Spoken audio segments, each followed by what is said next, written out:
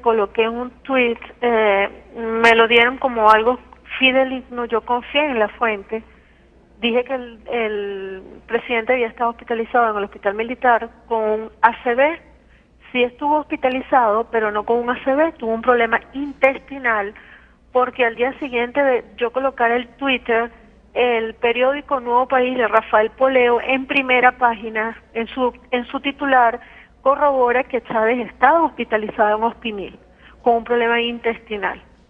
Contra el diario El Nuevo País no hicieron nada, solamente Mario Silva, el conductor del programa La Hojilla de la televisora venezolana de televisión, hizo comentarios, pero contra mí sí se fue duro, pues me difamó, y eso condujo a que el día 15 de enero me detuvieran en un centro, 15 de diciembre, perdón, me detuvieran a la 1 de la tarde en un centro comercial de la zona de aquí de Caracas, Las Mercedes, donde me agarraron una comisión supuestamente del 6CPC, del Cuerpo de Investigaciones Criminales Científicos de aquí de Caracas, pero sin ninguna identificación.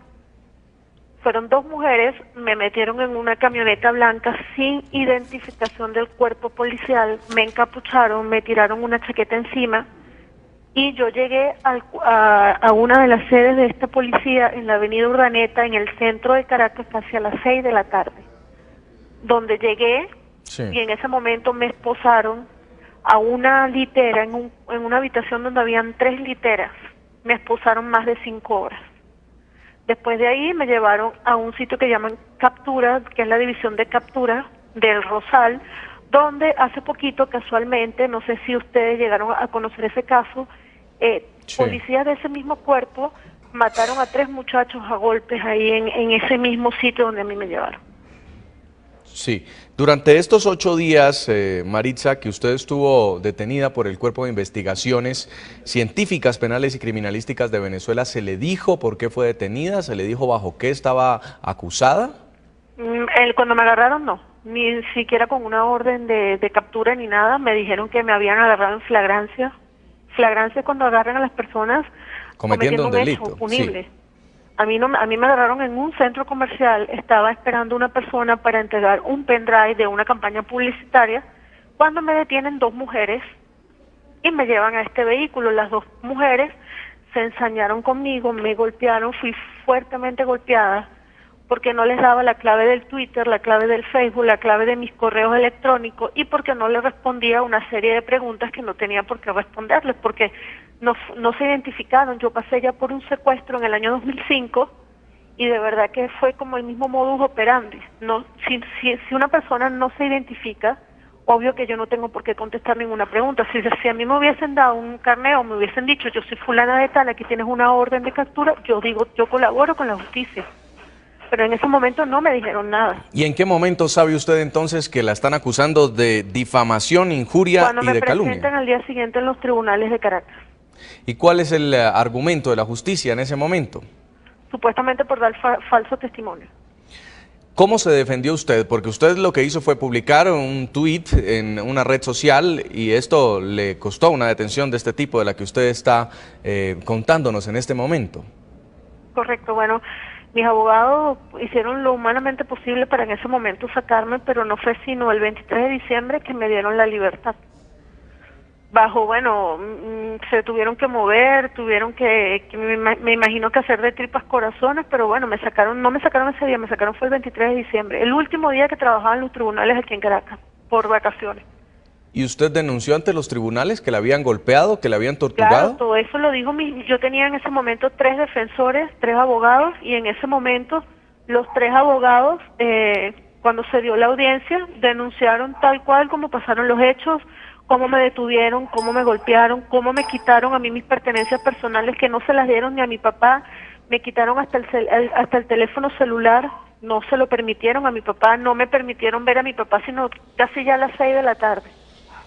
¿Y cuando usted estuvo detenida, tuvo algún respaldo por parte de otros medios de comunicación en Venezuela? Sí, me llamó la gente de la revista Z, el editor de la revista Z, el señor Conde, el señor Alfredo Conde, que es la misma revista del diario Nuevo País. ¿Y su caso fue ampliamente divulgado? No fue divulgado, le voy a comentar, señor Jason, porque yo tengo amenazas de muerte desde el año 2008. Ajá. Reiteradas amenazas que llegan a los celulares míos y a los celulares de mi papá.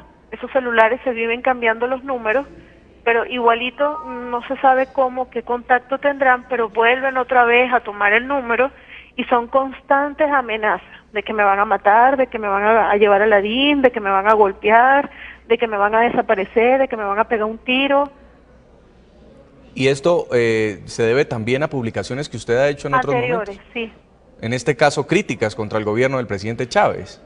Sí, contra un coronel en el año 2008.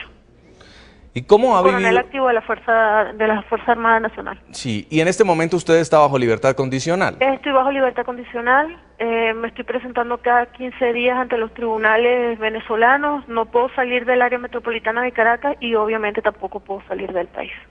Pues el caso... Ya esta medida la tengo desde hace 4 años. Sí, pues el caso de Maritza Maldonado hace parte de lo que, según organizaciones para la defensa de los periodistas, es una estrategia sistemática contra la libertad de expresión en Venezuela. La más reciente declaración en contra de los medios de comunicación por parte del presidente Hugo Chávez quedó registrada cuando el mandatario posesionó como ministro de Defensa a Henry Rangel Silva, un general cuestionado por sus supuestos nexos con el grupo terrorista de las FARC y el narcotráfico. Han recrudecido en los últimos días los ataques contra el general en jefe Rangel Silva, señalándolo de no sé cuántos hechos a través de la infamia, la mentira, la intriga. Claro que sabemos lo que se busca con esto. Quienes atacan a Rangel Silva no tienen una sola prueba de todo lo que ha estado saliendo en los últimos días por distintos medios de comunicación internacionales, nacionales. No tienen una sola prueba porque todo es falso. Atacan a Rangel Silva porque en él atacan a la Fuerza Armada Bolivariana, atacan al pueblo venezolano, atacan a la revolución bolivariana. Y salimos en defensa de la revolución, del socialismo, de la Fuerza Armada Bolivariana, de la patria bolivariana. En Washington, señor Milton Coleman, presidente de la Sociedad Interamericana de Prensa, acaba de escuchar usted al presidente Hugo Chávez en una reciente declaración en la que nuevamente arremete contra los medios de comunicación. Parece ser que el 2012 tampoco va a dar tregua en esta lucha contra la prensa.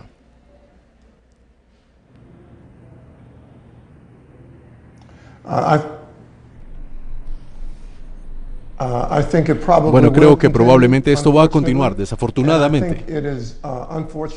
Y creo que esto es algo muy malo para la democracia. Claramente es algo muy malo para la libertad de expresión. Y lo que necesitamos en una democracia es la habilidad de los medios para hacer que el gobierno sea responsable. Y eso significa hacer preguntas que a veces no pueden ser contestadas inmediatamente. Por supuesto, hay reportes que no son verdaderos, pero todos tenemos ese tipo de reportes. Lo que parece que falta aquí es un sentido por falta del gobierno, que tiene el rol de proteger a la prensa y no intimidarla. Y la prensa tiene el derecho de tener fuentes confidenciales, porque si no, no puede producir las noticias. Y nadie debería ser llevado a prisión sin que se le diga por qué se le está llevando.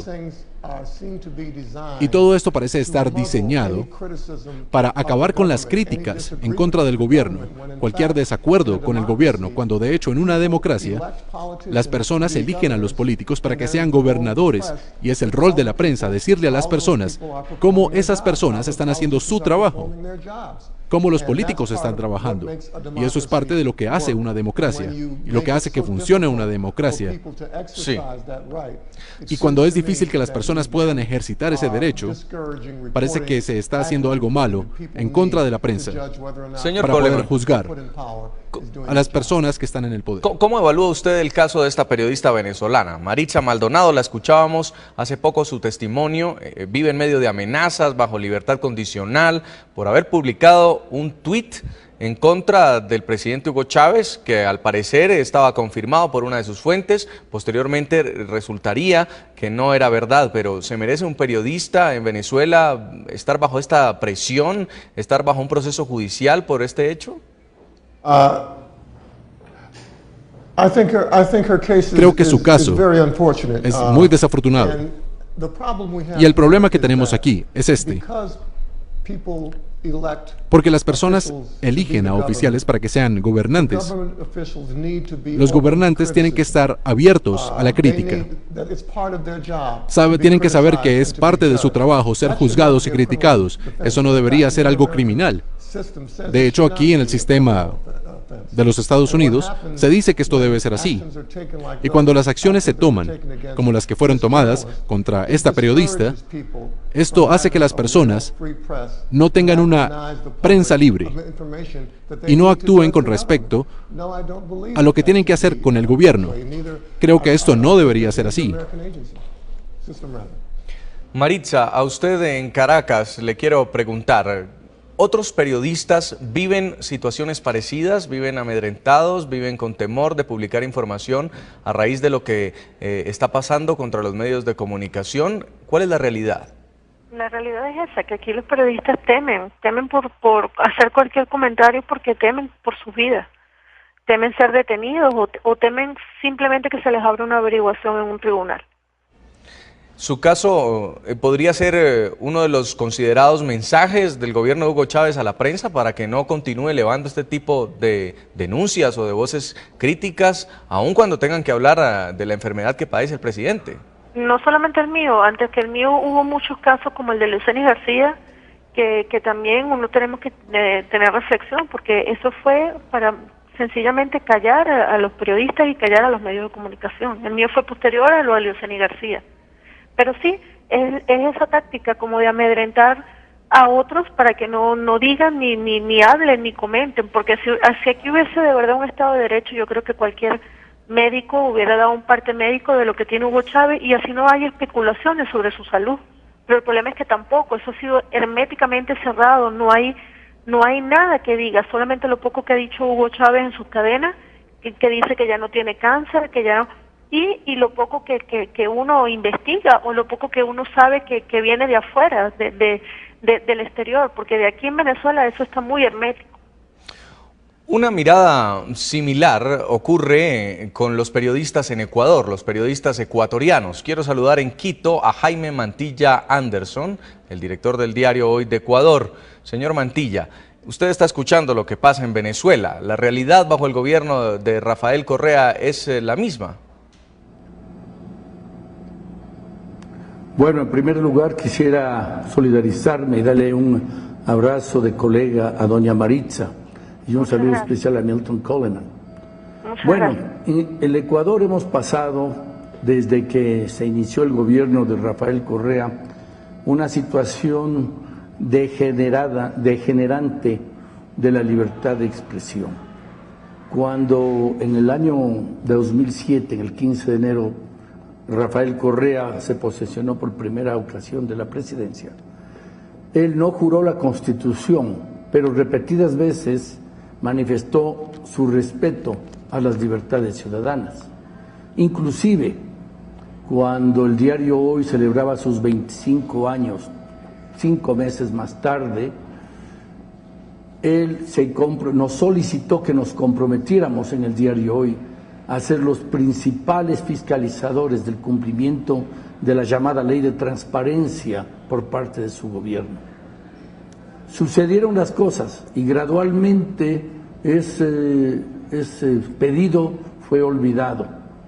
Cuando la Constitución fue aprobada, la nueva Constitución de Montecristi, promovida, armada y construida por Rafael Correa y su gobierno, se dictaminó, con el apoyo del 80% de los ecuatorianos, que debía existir una ley de comunicación, de lo cual inclusive yo estoy muy de acuerdo, una ley de comunicación que garantice los derechos ciudadanos a informarse libremente, a poder expresar su pensamiento. Lamentablemente, en el transcurso de estos años, la ley de comunicación hasta el día de hoy no ha logrado aprobarse porque el movimiento oficialista cercano del gobierno ha creado un esperpento llamado ley de comunicación que quieren aprobarla imponiendo la mayoría total. Quería preguntarle por los casos particulares en el Ecuador. Uno de ellos fue justamente contra su diario, donde podría ser responsable de pagar 3 meses en prisión justamente por una publicación. Recordemos también el diario El Universo fue sancionado con una millonaria multa y varios de los que escribieron una columna pues también fueron condenados a algunos años de prisión. Me refiero a acciones judiciales por parte del gobierno que podrían ser interpretadas como una mordaza a los medios de comunicación.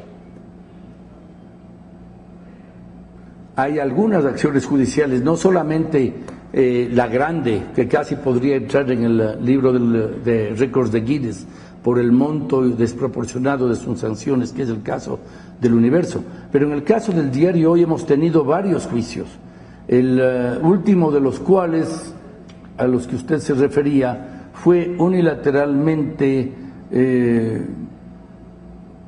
desistido por parte del actor luego de 2 años de juicio, lo cual nosotros hemos estado en total desacuerdo, por cuanto ese desistimiento no puede darse porque hayamos nosotros sido sancionados o porque hayamos reconocido alguna culpa. Nosotros no reconocemos culpa, pues nosotros lo que defendimos es que no hubo injuria y que no podíamos ni revelar la fuente de los escritos hechos en relación al señor Delgado, que es el querellante, ni tampoco el nombre de los periodistas. Antes de eso, a fines del año 2009, se me acusó a mí de un lamentable accidente de tránsito y se pasaron 67 noticieros en la televisión pública, en los distintos canales del gobierno, y una cadena nacional de televisión acusándome de que yo había estado ebrio y de que había atropellado a esta niña. El desenlace de esa situación es que la niña quedó a los pocos días completamente bien y que no hubo tal situación, aún más hubo un desistimiento.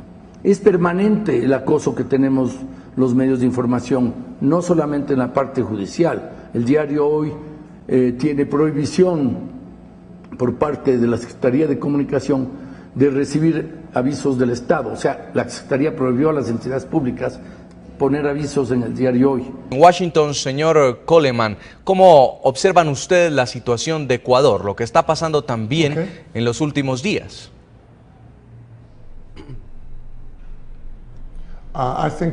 Creo que esta situación en Ecuador parece estar empeorando cada vez más y ya era bastante mala. No era para nada buena. Creo que lo que está ocurriendo aquí es un esfuerzo por parte del gobierno para silenciar a las personas, para llevarse la propiedad privada y hacerlo de una manera que realmente no son justas. Por ejemplo, Emilio Palacio, quien escribió el artículo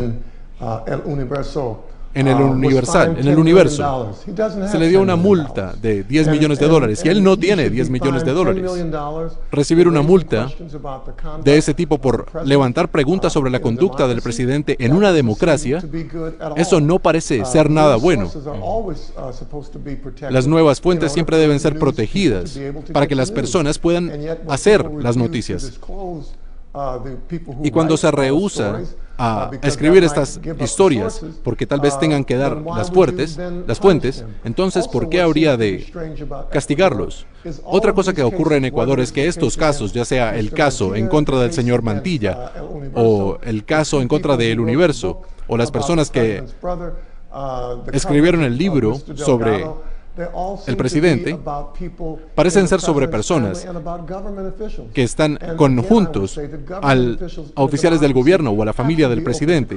Y estas personas tienen que estar abiertas a la crítica, porque fueron puestas ahí por las personas. Y por eso van a tener una elección, y nadie va a poder escribir nada sobre ellos. Y nadie va a saber por qué deberían o no reelegir al presidente. Se necesita esta libertad de expresión y esta libertad de información para que pueda haber un buen funcionamiento de la democracia. Y esto es bastante difícil cuando hay personas que son amenazadas y llevadas a prisión simplemente porque hacen preguntas sobre el gobierno. Pues son justamente estos dos países, Ecuador y Venezuela, donde hay denuncias en contra de la prensa, los que han emprendido una ofensiva diplomática contra la libertad de expresión. Esto lo veremos al regreso de comerciales. Estamos en la noche. Coloqué un tweet, me lo dieron como algo fidedigno, yo confié en la fuente. Dije que el presidente había estado hospitalizado en el hospital militar con un ACV. Sí estuvo hospitalizado, pero no con un ACV, tuvo un problema intestinal, porque al día siguiente de yo colocar el Twitter, el periódico Nuevo País de Rafael Poleo esposaron a una litera en una habitación donde habían 3 literas. Me esposaron más de 5 horas. Después de ahí me llevaron a un sitio que llaman Captura, que es la división de captura del Rosal, donde hace poquito, casualmente, no sé si ustedes llegaron a conocer ese caso, policías de ese mismo cuerpo mataron a 3 muchachos a golpes ahí, pero sin ninguna identificación. Fueron 2 mujeres, me metieron en una camioneta blanca sin identificación del cuerpo policial, me encapucharon, me tiraron una chaqueta encima y yo llegué a una de las sedes de esta policía en la avenida Urdaneta, en el centro de Caracas, casi a las 6 de la tarde, donde llegué y en ese momento en primera página, en su titular, corrobora que Chávez estaba hospitalizado en Hospimil con un problema intestinal. Contra el diario El Nuevo País no hicieron nada, solamente Mario Silva, el conductor del programa La Hojilla de la televisora venezolana de televisión, hizo comentarios, pero contra mí sí se fue duro, pues me difamó, y eso condujo a que el día 15 de enero me detuvieran en un centro, 15 de diciembre, perdón, me detuvieran a la 1 de la tarde en un centro comercial de la zona de aquí de Caracas, Las Mercedes, donde me agarraron una comisión supuestamente del 6 CPC, del Cuerpo de Investigaciones Criminales Científicos de aquí de Caracas,